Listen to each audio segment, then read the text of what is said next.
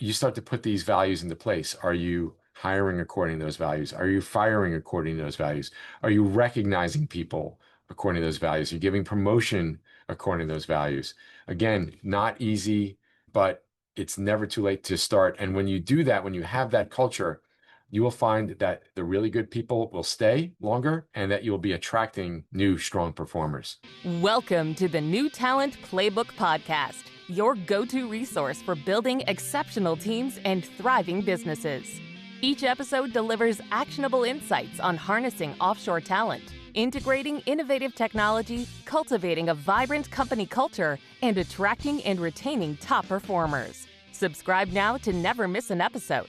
For more resources, visit the newtalentplaybookpodcast.com, where you can download this episode's free workbook designed to help you apply today's insight to your business. And now, here's your host, Rob Levin.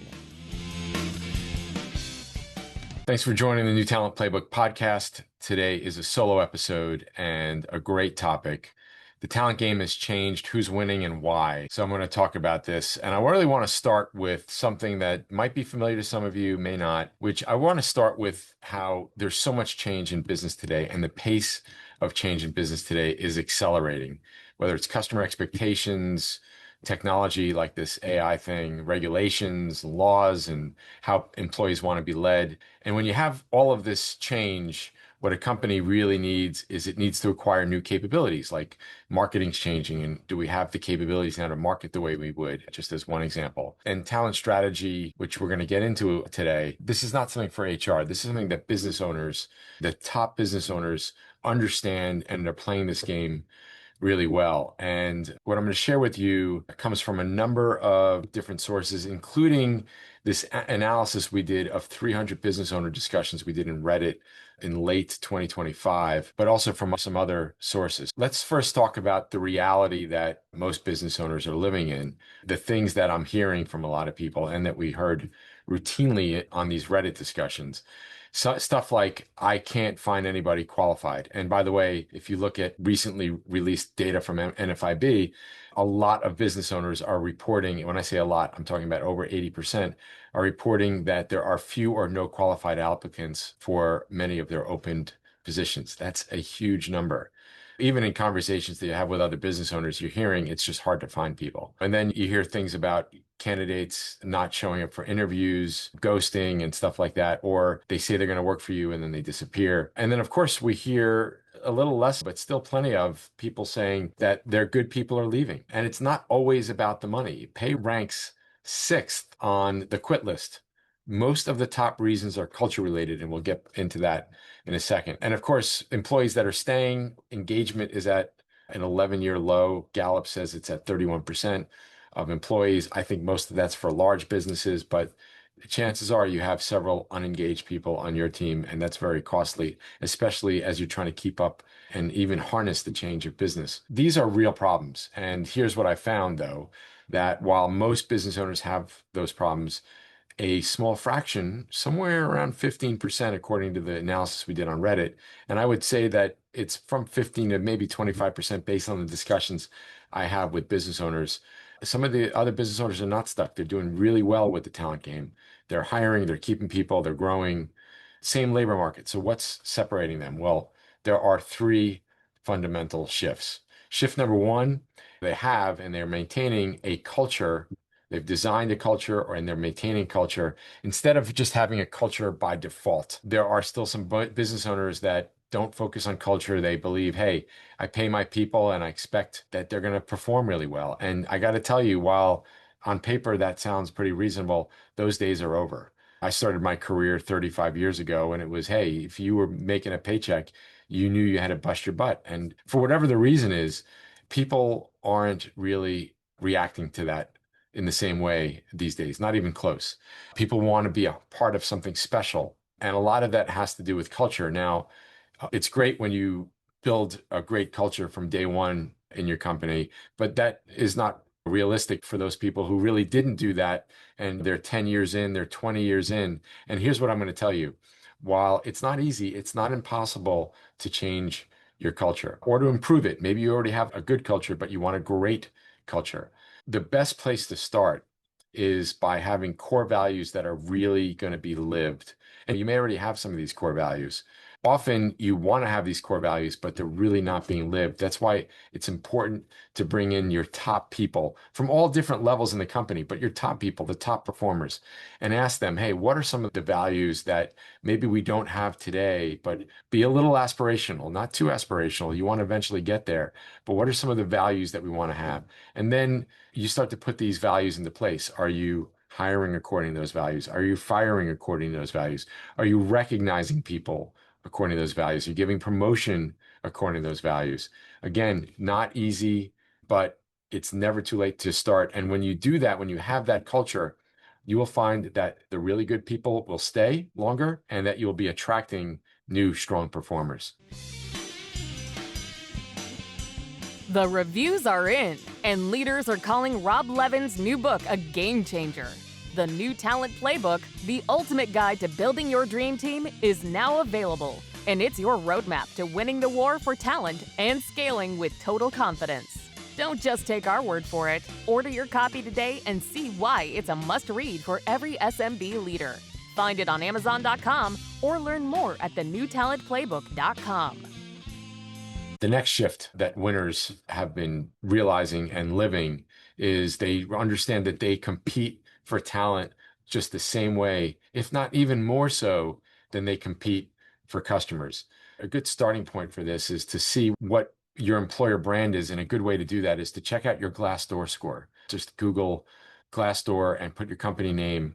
And you got to realize that about 80% of candidates are checking you out online before they're thinking about applying for your company.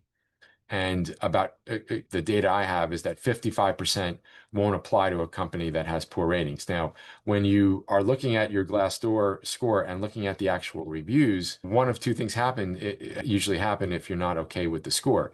Number one, you might look at that score and look at the reviews, and the reviews are accurate. Well, then you go back to shift number one and you really double down on fixing your culture. Or you might find that these things are not accurate. It's only the people that were disgruntled that posted here. So go to your team and just ask them to post. Don't tell them what to post. Don't give them an incentive. Just say, hey, to talk about your experience here on Glassdoor, we'd really appreciate it. That'll help us attract good people. The other thing, when you're competing for talent like you compete for customers, you realize that your job descriptions are not just throwing up a bunch of responsibilities and requirements, which, by the way, those lists are usually too long. Those lists should be a lot shorter, both the requirements and the responsibilities. You realize that those job descriptions should be selling the company and selling the role. What's the potential? What are some of the KPIs that you're looking for? When people see that you put the effort into a job description, they get more interested and more engaged. And then during the whole candidate experience, you look at that as if you were trying to land a big customer. Is it a fast process? If you have multiple interviews, which is a great idea, are they happening on the same day, or are they maybe a day apart, anything longer? People are expecting quick turnarounds. If you're slow in your hiring, then what does that say about your company culture? According to BCG, granted, this is probably some big company stuff, but some of this I'm sure applies to small and mid-sized businesses. Half of candidates have declined offers due to a poor hiring process. Also, when it comes to treating your existing talent like your top prospects, I should say winning companies are constantly focused on internal mobility in their company, providing opportunities for their existing staff to grow within the organization. Because if they're not going to grow in your organization, they're going to go elsewhere. And that's closely tied into upskilling, providing training, whether it's internal or external. And there's so much training available online. So much, for example, training on AI that's offered by ChatGPT and Claude and those companies, et cetera. And that stuff is usually free. Most employees say, and close to like 90%, say that they will stay in a company that invests in their development. And this is a win-win. If you're developing your people and you're providing upskilling opportunities, they're going to bring new capabilities into your company. And the last shift, if you will, that winning companies are doing is they're expanding their options. It is hard to find really good people, certainly locally and in the United States. While most business owners will say, hey, it's impossible to find good people in my market, business owners are realizing that they're fishing in a shrinking pond and they expand their talent pool. They widen the talent pool. They do that by hiring people remote. And you can check out my Substack, New Talent Playbook Substack, and I have some really interesting data on how remote teams are actually more productive, not less productive. And not only that, but as the further you expand, you widen your talent pool by going remote, you're just getting access to people that you normally couldn't access. And the next step in remote, and we're seeing more and more businesses go in this direction, is going offshore or nearshore talent. It's just another step in remote. When you work with talent partners, companies like Work Better Now, and I'm not promoting Work Better Now, there's plenty of companies to do what we do. They will do a lot of the work for you. They will do the heavy lifting on the recruiting, and some companies will match you up really well, and then they'll take care of all the payroll and all of that stuff. To me, nearshore is no longer just something for a few companies. Every company really should be thinking about hiring offshore, nearshore talent again to widen the talent pool. And then because the cost of living is a lot less in a lot of these countries, you're not only going to get great people that you can't seem to find locally here, but yes, you will pay less. And then when you're expanding your options, by the way, let's bring in upskilling again, because you expand your options when you have a need, let's say a new capability, somebody to come in marketing who knows the latest marketing techniques. They know how to use Clay and Apollo.io and stuff like that. Well, you could hire somebody for that. That's all fine. But you can also expand your options by upskilling somebody that you currently have, right? Maybe getting them either a coach, again, getting them training, and they're going to bring in new capabilities into your business. At the same time, you will then be more than happy to give them the internal mobility options that they're looking for. And then just a last side note, the other thing, it doesn't seem like it's related to talent, but I think over the next few years, you'll see how it is. A lot of winning companies are adopting AI at much faster rates than other companies. So these three shifts that I went after, this is not about luck, or it's not even about budget. It's about treating talent like a strategic priority, not an afterthought.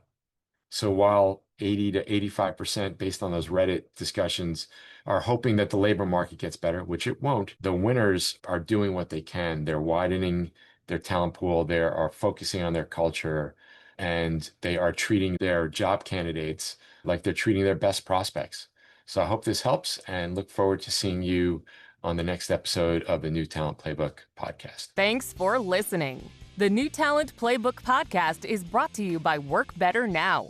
Don't forget to review, subscribe, and download the workbook for this episode at the link below. If you'd like to connect with us, you can find us on LinkedIn at the New Talent Playbook Podcast or visit thenewtalentplaybookpodcast.com.